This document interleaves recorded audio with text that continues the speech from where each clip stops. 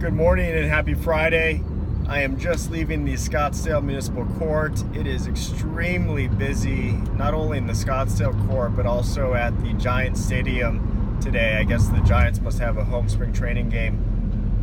The weather in Scottsdale and Phoenix in general is beautiful. I think today the high is going to be right around 80 degrees, maybe not even 80. So people all over the country are coming to enjoy our weather and all the great things that the outside activities that we're doing with spring training and some of the other festivals and hiking. And so downtown Scottsdale is going to be busier than ever this weekend with people going to the clubs, going to the bars.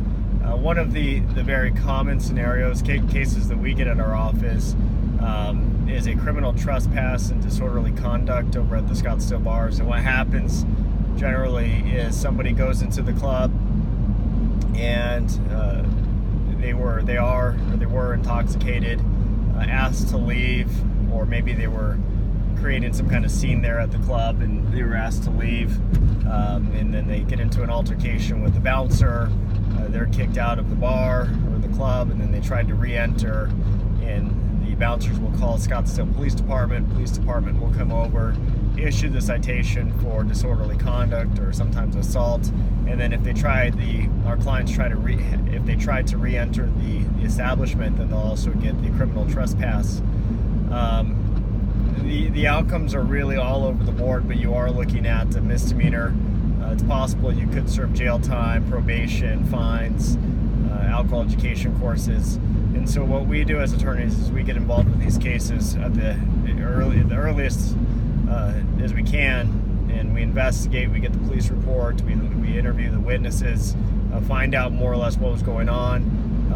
If there are arguments to be made or defenses to be made, we'll certainly make those in an attempt to get the case dismissed.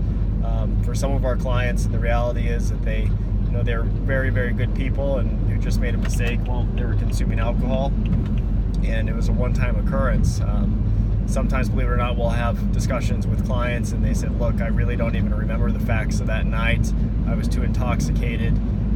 So in situations like those, then our defense needs to shift a little bit. It's more of mitigating the damages and meeting with these prosecutors that I've had 7 years of working relationships with to say, look, this is our client.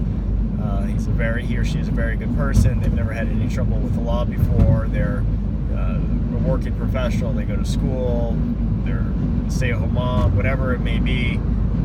We need to limit their consequences. How can we work together to achieve this? And in most situations and cases, we are able to achieve very good outcomes. So be careful this weekend in Scottsdale. Have fun. If you're going to drink, do not drink and drive. Use an Uber. Call us if you need anything.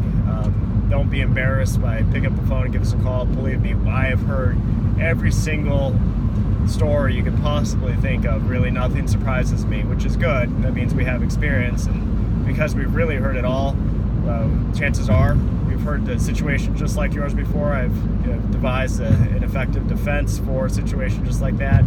Give me a call, 602-980-1987. Otherwise, have a terrific weekend.